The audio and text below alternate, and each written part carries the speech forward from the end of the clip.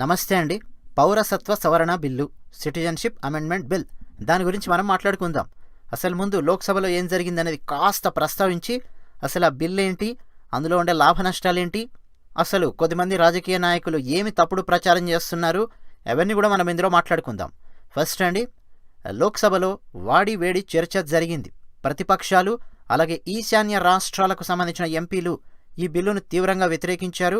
ఇక టీఆర్ఎస్ అసలు ఓటింగ్లో పాల్గొనలేదు, ఎంఐఎం వ్యతిరేకించింది. కేంద్ర హోంశాఖ మంత్రి అమిత్ షా గారు మాత్రం పౌరసత్వ సవరణ బిల్లుకు మద్దతుగా నిలబడుతూ అసలు ఏమిటి అది, ఆ బిల్ అంటే ఏమిటి అని చెప్పి ఆయన తన వాదన వినిపించారు. దయచేసి ఎవరు కూడా లోక్సభలో నుంచి బయటికి వాకౌట్ చేయకండి, పూర్తిగా వినండి, మీరేం చెప్పదలుచుకున్నారో చెప్పండి అని చెప్పి కూడా ఆయన రిక్వెస్ట్ చేశారు ఎంపీస్ని. మొత్తానికండి 6 గంటల పాటు చర్చ వాడిగా వేడిగా జరిగింది. బిల్ అనేది ఆమోదాన్ని పొందింది. అమిత్ షా గారు మాట్లాడుతూ పౌరసత్వ సవరణ బిల్లుకు 130 కోట్ల మంది భారతీయుల మద్దతుంది.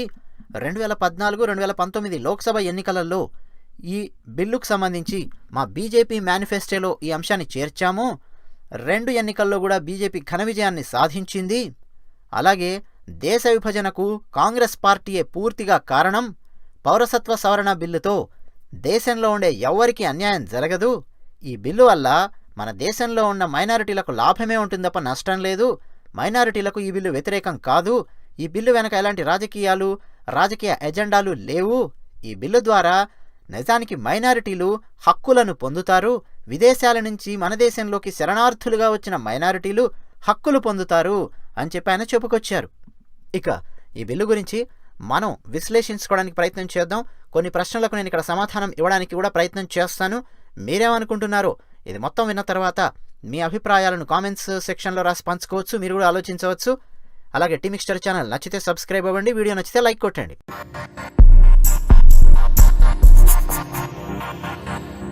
ఇస్లామిక్ దేశాలు ఏవి? పాకిస్తాన్, బంగ్లాదేశ్, ఆఫ్ఘనిస్తాన్.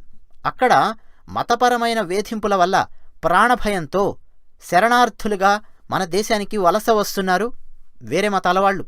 ఎవరు వాళ్ళు? హిందువులు, సిక్కులు, బౌద్ధులు, జైనులు, పార్సీలు, క్రైస్తవులు. వీళ్ళు పాకిస్తాన్, బంగ్లాదేశ్, ఆఫ్ఘనిస్తాన్ నుంచి మన దేశానికి వస్తున్నారు. ఈ బిల్ ఏం చేస్తుందంటే వీళ్ళందరికీ కూడా ఇండియన్ సిటిజన్షిప్ అనేది ఇస్తుంది. అది ఫస్ట్ లక్ష్యం. రెండోది ఏంటంటే బంగ్లాదేశ్, మయన్మార్ నుంచి అక్రమంగా రోహింగ్యాలు ఇక మరికొంతమంది వలస వచ్చి ఈశాన్య రాష్ట్రాలలో అలాగే వెస్ట్ బెంగాల్లో తిష్ట వేస్తున్నారు. వీళ్ళందరినీ బయటికి గెంటెయ్యాలి. అది రెండో లక్ష్యం. ఈ 2 లక్ష్యాలతో ఈ బిల్లు అనేది సాగుతోంది. 1947లో ఇండియా, పాకిస్తాన్ అనేవి విభజింపబడ్డాయి. అవి మీకు తెలుసు. ఆ సమయంలో చాలామంది అటెళ్ళిపోయారు, కొంతమంది ఇటున్నారు, ఇవన్నీ మీకు తెలుసు. ఇక దానికి కారణం మహాత్మా గాంధీ గారని, జవహర్లాల్ నెహ్రూ గారని, కాంగ్రెస్ పార్టీ అని, ఇక రకరకాల విమర్శలు ఇవన్నీ మీకు తెలుసు. అయితే వెళ్ళిపోయారు, ఇవన్నీ బాగానే ఉంది. కానీ ఆయా దేశాలలో మైనారిటీలుగా ఉన్నటువంటి వాళ్ళ పరిస్థితి ఏమిటి అన్నది ప్రశ్న. మన భారతదేశంలోనే ఈరోజు 8 రాష్ట్రాలలో హిందువులు మైనారిటీలుగా మారిపోయారు, ముఖ్యంగా ఈశాన్య రాష్ట్రాలలో. ఎందుకంటే బంగ్లాదేశ్, మయన్మార్ నుంచి విపరీతంగా అక్రమంగా వస్తున్నటువంటి వలసదారుల వల్ల. బార్డర్లో ఉంది కాబట్టి ఈశాన్య రాష్ట్రాలు అలాగే పశ్చిమ బెంగాల్, బంగ్లాదేశ్ నుంచి, మయన్మార్ నుంచి అక్రమంగా లోపలికి వస్తున్నారు. వాళ్ళ సంఖ్య క్రమక్రమంగా పెంచుకుంటూ వెళ్తున్నారు. లోకల్లో ఉండే వాళ్ళకి సమస్యలు వస్తున్నాయి. ఏం సమస్యలు అంటే వాళ్ళకేమైనా సరే ప్రభుత్వం నుంచి సబ్సిడీలు ఇవ్వాలన్నా, పోనీ రిజర్వేషన్స్ ఇవ్వాలన్నా, ఏమి ఇవ్వాలన్నా కానీ సమస్యగా మారుతోంది. అంటే over a period of time చూస్తుంటే అక్రమంగా మన దేశంలోకి వస్తున్న వాళ్ళ సంఖ్య ఏమో కొన్ని రాష్ట్రాలలో పెరుగుతోంది. ఆల్రెడీ ఇక్కడ భారతదేశంలో పుట్టి పెరుగుతున్నటువంటి వాళ్ళ ఆ సంఖ్యాపరంగా చూస్తే ఆ సంఖ్య తగ్గినట్టుగా కనిపిస్తోంది. ఎందుకు తగ్గినట్టుగా అనిపిస్తోంది అంటే రిజర్వేషన్స్ ఏమైనా ఇవ్వాలన్నా కానీ అక్రమంగా వస్తున్నటువంటి వాళ్ళ సంఖ్య ప్లస్ లోకల్లో ఉన్నటువంటి వాళ్ళ సంఖ్య బేరీజ్ వేస్తుంటే తేడా కొడుతుంది. తర్వాత మరో విషయం ఏంటంటే ఈ బిల్లు వల్ల మన దేశంలో ఉన్న హిందువులకు కానీ, ముస్లింలకు కానీ, క్రైస్తవులకు కానీ, బౌద్ధులకు కానీ, జైనులకు కానీ, సిక్కులకు కానీ, పార్సీలకు కానీ ఏమైనా నష్టం ఉందా? ఇది ప్రశ్న. ఏమీ నష్టం లేదు నష్టం. నెంబర్ 2, అసలు ఈ బిల్లు ఎందుకు తీసుకొచ్చారు దాని గురించి మరికొన్ని మాట్లాడుకుందాం. 1947లో అండి పాకిస్తాన్లో హిందువుల జనాభా ఎంతో తెలుసా? విభజన జరిగిన తర్వాత 15%. ఈరోజు ఎంతో తెలుసా? పాకిస్తాన్లో హిందువుల జనాభా 1.6%. 1951లో బంగ్లాదేశ్లో హిందువుల జనాభా ఎంతో తెలుసా? 22%. నిజానికి అప్పటికి బంగ్లాదేశ్ లేదు. ఆ ప్రాంతము అప్పుడు కూడా పాకిస్తాన్ అనే పిలిచేవాళ్ళు, మీకు తెలుసు. 71 యుద్ధం జరిగిన తర్వాత బంగ్లాదేశ్ ఏర్పడింది. కానీ 1951లో ఈస్ట్ పాకిస్తాన్ అని చెప్పి పిలిచేవాళ్ళు. ఆ ప్రాంతంలో 22% ఉన్నటువంటి హిందూ జనాభా ఈరోజు 9.5%కి వచ్చింది. 1970లో ఆఫ్ఘనిస్తాన్లో హిందువుల జనాభా కొన్ని లెక్కల ప్రకారం 7 లక్షలకు పైగా ఉంది. ఈరోజు ఎంతో తెలుసా? 7,000. ఎందుకు ఇలా జరిగింది? ఇవన్నీ ఆలోచించండి మీరే. అంటే అక్కడున్నటువంటి వాళ్ళు హిందువులను కావచ్చు, ఇతర మైనారిటీలను కావచ్చు, పైకి పంపించే ప్రయత్నాలు చేస్తున్నారు, లేకపోతే బలవంతంగా మతాన్ని మారుస్తున్నారు. ఈ రెండే కదా జరగాల్సింది సంఖ్య తగ్గాలంటే. సో క్రైస్తవులు, హిందువులు, బౌద్ధులు, సిక్కులు, పార్సీలు వీళ్ళందరి పరిస్థితి పాకిస్తాన్, ఆఫ్ఘనిస్తాన్, బంగ్లాదేశ్లో చాలా ఘోరంగా ఉంది. ఇక దేవాలయాలను ధ్వంసం చేయడం, బౌద్ధులకు సంబంధించిన ఆరామాలను కూల్చివేయడం, సిక్కులకు సంబంధించిన గురుద్వారాలను కూల్చివేయడం, క్రైస్తవులకు సంబంధించినటువంటి చర్చులను కూల్చివేయడం, ఈ సంఘటనలకు ఇక లెక్కే లేదు.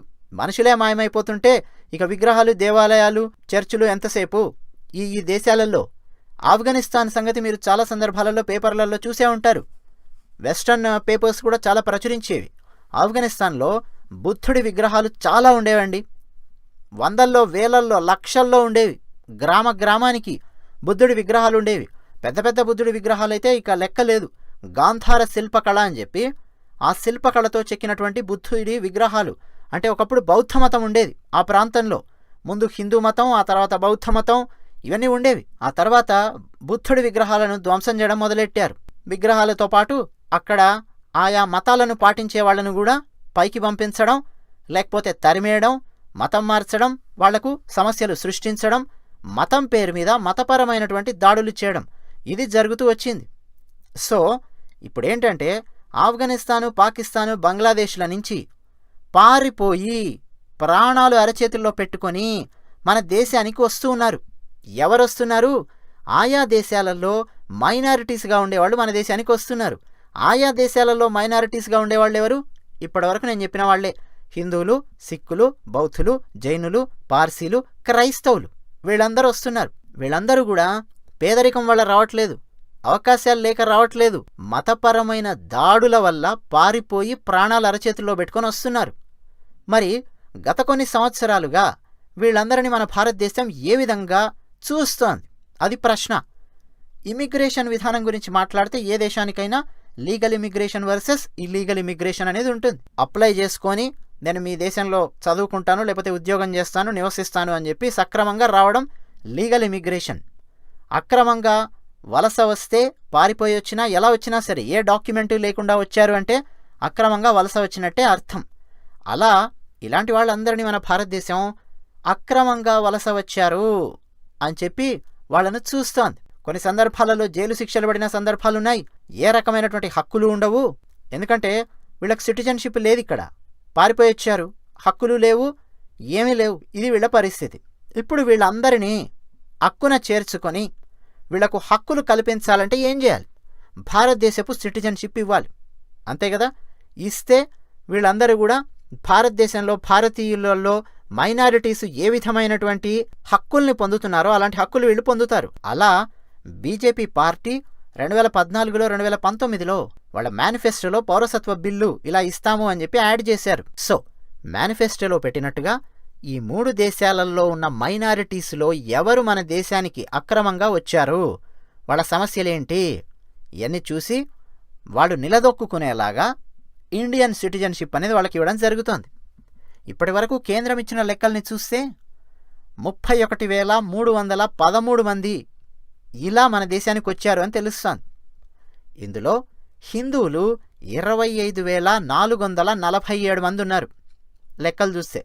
సిక్కులు 5,807 మంది ఉన్నారు.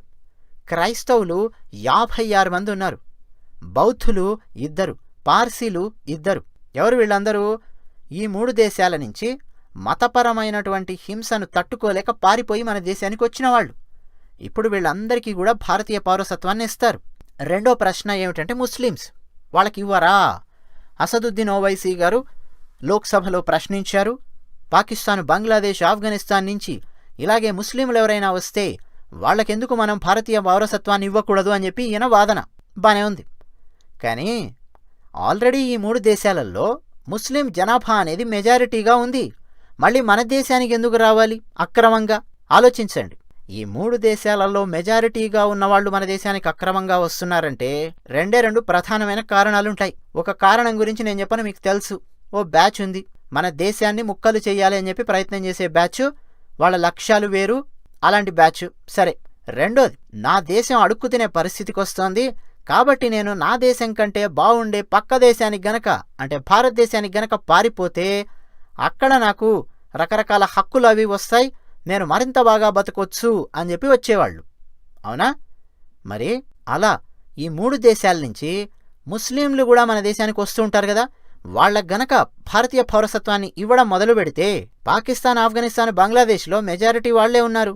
ఇక మయన్మార్ నుంచి రోహింగ్యాలు, వీళ్ళందరూ ఏం చేస్తారండి, మన దేశంలోకి ఆ ప్రభుత్వాలే కొంతమందిని పంపే ప్రయత్నాలు చేసినా చేస్తాయి. ఎందుకు చేయవు? భారతదేశం మీకు పౌరసత్వాన్ని ఇస్తోంది, అక్కడికి వెళ్ళిపోండి అని చెప్పి పంపించే ప్రయత్నాలు కూడా అవుతాయి. ఒక్కసారి ముస్లింలను కూడా యాడ్ చేస్తే ఈ 3 దేశాల నుంచి ముస్లింలు కూడా మన దేశానికి వచ్చి పడతారు. అసదుద్దీన్ ఓవైసీ గారు ముస్లిమ్స్కి ఏదో నష్టం జరుగుతోంది అన్నట్టుగా ఆయన మాట్లాడారు. కానీ తమాషా ఏంటంటే ముస్లిమ్స్ని కనుక ఈ బిల్లులో చేరిస్తే నష్టపోయేది మన దేశంలో ఉన్నటువంటి ముస్లిమ్సే. ఎందుకు? అందులో ఏం సందేహం లేదు.